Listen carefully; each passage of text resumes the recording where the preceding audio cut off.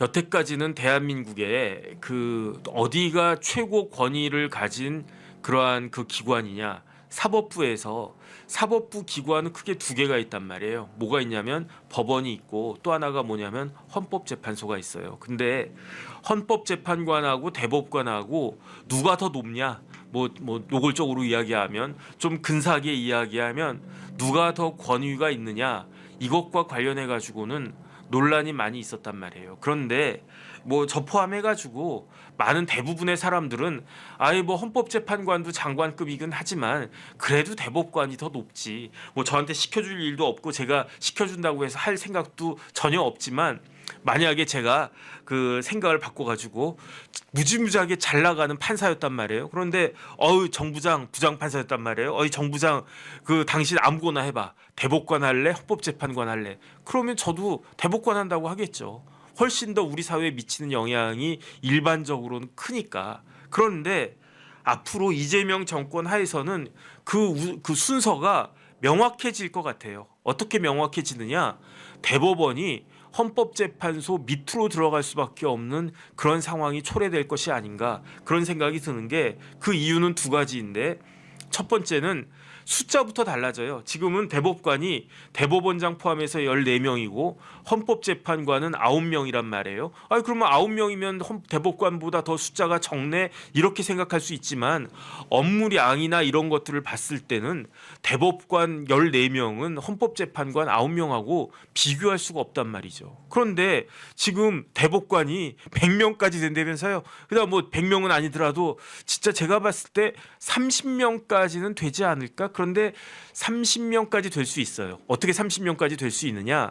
한 부가 소부가 4명이거든요. 대법관 4명이서 소부를 이루는데 부를 지금까지는 4, 3, 12 12개 부가 있었는데 이 부를 7개를 만드는 거예요. 그럼 4, 7, 28 28명에다가 법원행정처장은 재판 안 하니까 29명, 대법원장까지 하면은 30명 되는 거지. 그러니까 30명 이야기가 나오는 거거든요. 근데 어쨌든 헌법재판소하고 대법원하고 서로 뭐 이렇게 막 그 신경전을 벌이고 있었는데 갑자기 대법관 숫자가 2배도 더 늘어버려.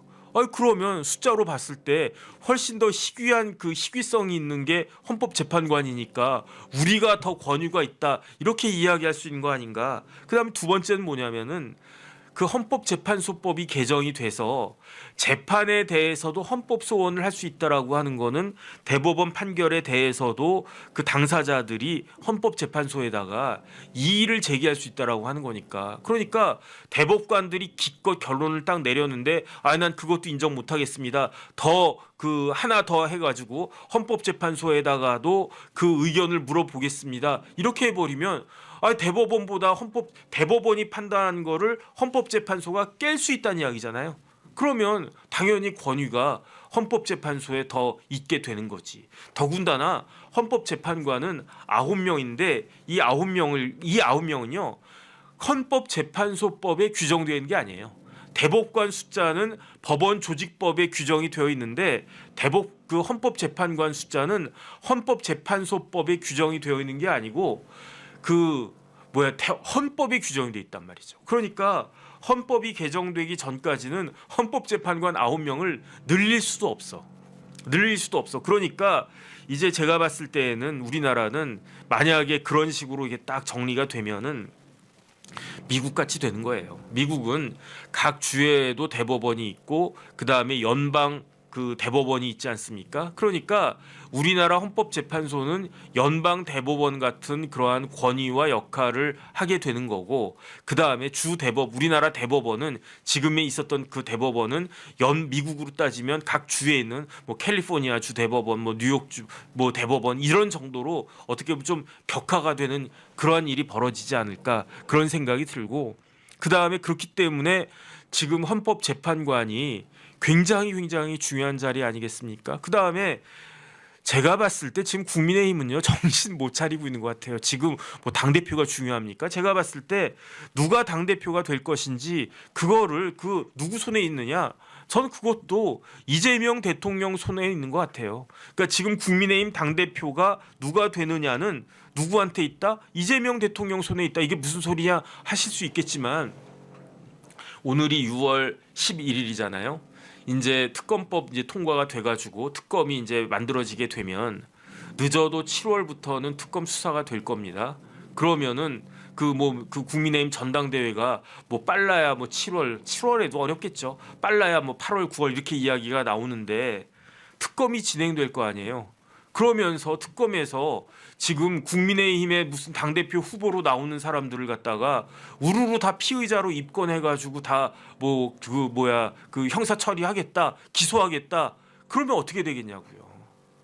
근데 분명히 국민의힘 국회의원들 중에서도 여러 명 그 뭐 수사 대상이 되지 않겠습니까? 그다음에 지금 그 윤석열 정권에 뭐 총리부터 해가지고 장관했던 분들도 수사 대상이 될 수 있는 거 아니겠습니까? 지금 그러고 있는 상황인데 무슨 누가 어떻고 저떻고 뭐 내가 뭐 아바타냐 뭐 내가 뭐 얼굴 마담이냐 이런 이야기를 갖다가 할 때인가. 중요한 건 뭐냐면요. 진짜로 국민의힘에 대해서 위헌정당 그 해산 심판 청구를 할 수가 있단 말이에요. 누가? 정부가. 그런데 그 정부는 누구냐? 국민의힘 정부가 아니잖아요.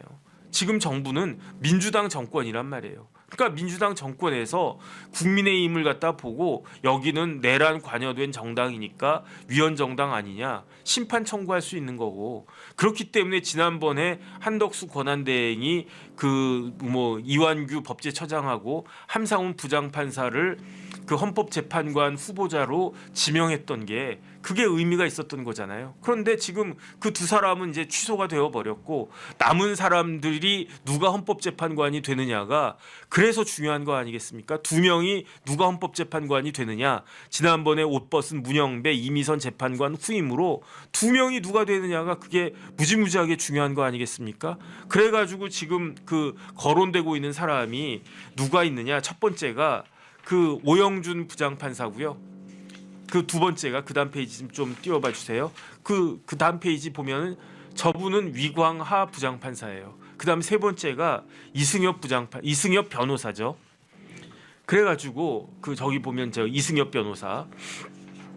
그래서 거론되고 있는 헌법재판관들이 어떤 사람인지 그거를 갖다가 간단하게 말씀드리고 오늘 그 정리하도록 하겠습니다.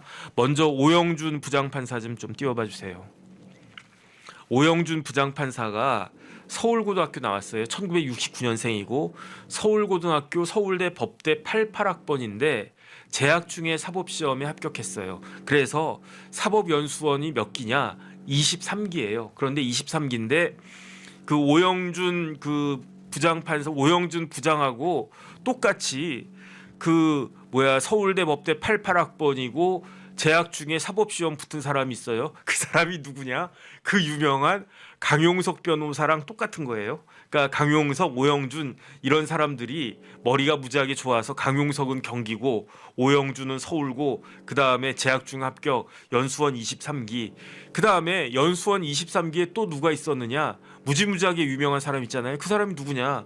윤석열 대통령도 연수원 23기였단 말이에요. 그런데 저 오영준 부장판사는 그 사법연수원 23기 중에서 거의 제가 봤을 때 한 1등은 아니고 수석 졸업한 사람은 따로 있고 최소한 5등 안에 들었던 사람이에요. 그냥 진짜 2등 하지 않았나 싶은 사람이 몇 등 했는지 막 찾아보면 나올 텐데 무지하게 커리어가 끝내주는 사람이에요. 그래가지고 연수원 마치고 그 다음에 초임이 서울민사지방법원이거든요. 거기는 1, 2등 한 사람이 배치받는 데가 초임 자리가 서울민사지방법원이고 그 다음에 그 오영준 부장이 재판연구관을 10년을 했어요. 이런 사람 없어요, 진짜로. 제가 지난번에 그 대법관 그거 소개할 때 그 누구지? 박영준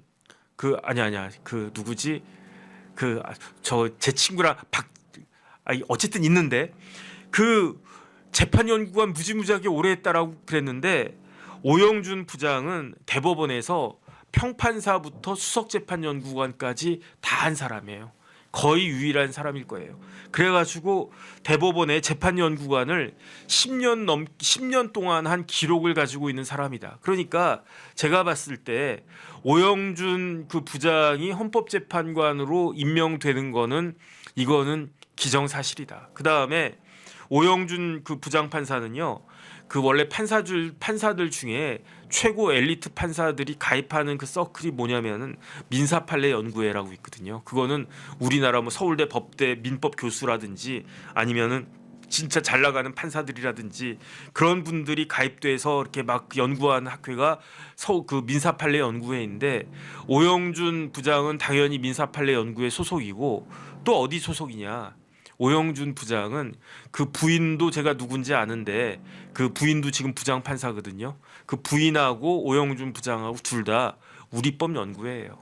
그러니까 오영준 부장은 커리어로 보면은 지금에 있는 그 누구야 그 헌법재판관들 중에서 헌법재판관 된다라고 하면 넘버 원이고 거기에다가 정계선 헌법재판관 뭐 마은혁 헌법재판관 똑같이 우리법 연구회다. 그러니까 제 생각에는 오영준 부장이 헌법재판관 되는 거는 그거는 뭐 완전히 그 거의 뭐 메이드가 된 거 아닌가 그 생각이 들고 그러면 문제가 되는 한 자리를 놓고 누구랑 그 지금 이야기를 하고 있느냐 조금 전에 봤던 그 위광화 그 부장판사 좀 띄워봐 주세요.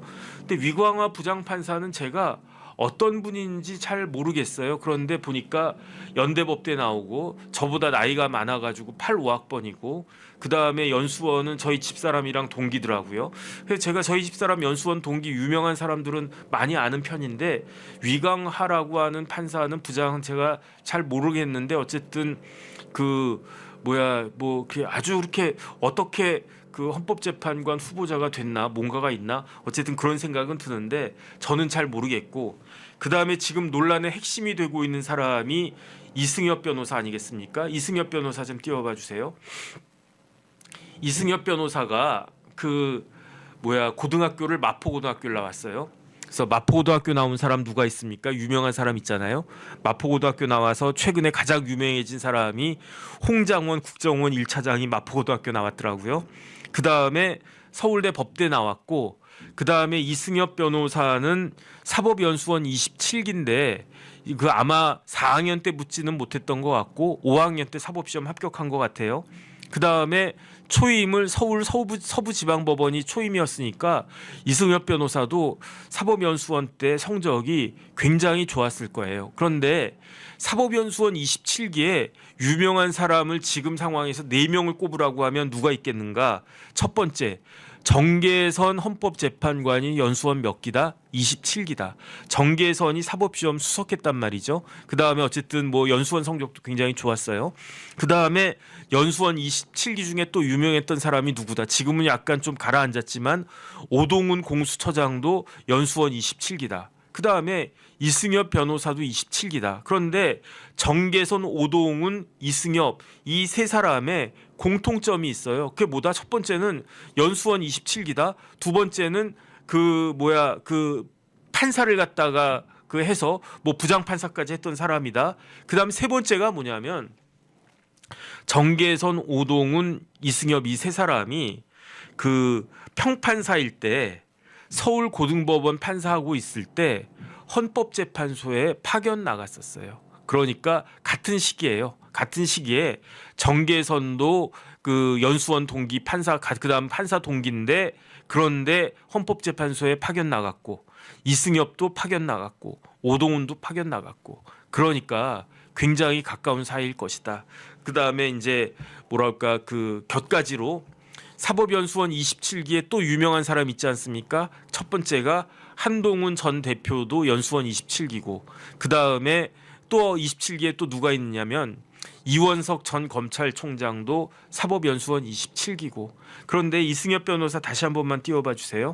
근데 이승엽 변호사는 2017년도에 그 판사를 그만두고 변호사를 개업했어요. 그래가지고 저 밑에 보면 법무법인 LKB 대표 변호사라고 되어 있는데 2017년도에 변호사 개업했을 때 그 유명한 LKB의 그 변호사로 조인했는데 지금은 LKB 변호사가 아니고요. 지금은 2020년도에 그 다른 그 변호사하고 같이 자기 사무실 만들어서 지금 이제 변호사를 하고 있는 그런 상황인데 근데 중요한 건 뭐냐면은 다른 사람은 몰라도 이승엽 변호사가 헌법재판관 되는 거는요. 그거는 문제가 있을 것이다. 그런 생각이 드는 게 왜 그렇습니까? 첫 번째 보면 이재명 대통령 사건을 너무 많이 했어요. 그래서 2018년도에 친형 강제 입원 사건도 하고, 그 다음에 지금 제가 그 전반부에 이렇게 말씀을 드렸던 그 공직선거법 사건도 이승엽 변호사가 하고, 그 다음에 위증교사는 뭐 그 1심에서 무죄를 받긴 했습니다.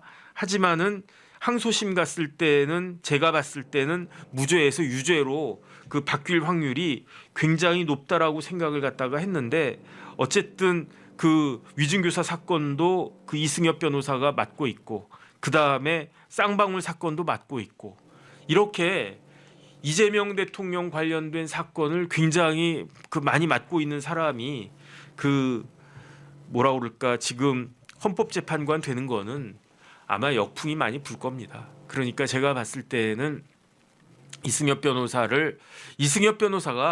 객관적인 커리어만 봤을 때는 헌법재판관 할 만한 그런 정도 능력은 되는 사람이다라고 저도 그 생각을 하지만은 그 변호사 하면서 저런 부분들이 굉장히 큰 하자로 될 거고, 그 다음에 그게 결국은 이재명 정권의 부메랑이 될 수도 있을 것이기 때문에, 그렇기 때문에 아마 이승엽 변호사를 이재명 대통령이 헌법재판관으로 지명하는 거는 조금 문제가 있지 않을까, 저는 개인적으로 그런 생각을 하는데, 그런데 뭐 어쨌든 이재명 대통령의 그 캐릭터가 뭐 다른 사람들 말 듣거나 그런 건 아니니까, 그러니까 뭐 자기 하고 싶은 대로 하는 그런 스타일이긴 하니까 어떻게 될지는 모르겠는데, 근데 제 개인적인 생각으로는 3명의 지명자 중에서 아마 이승엽 변호사가 임명될 가능성은 상당히 적어 보이고, 결국은 그러면은 오영준 그 부장판사하고 그다음에 위강화 부장판사가 현직에 있는 판사 2사람이 헌법재판관으로 임명되지 않을까, 전 개인적으로 그런 예측이 됩니다.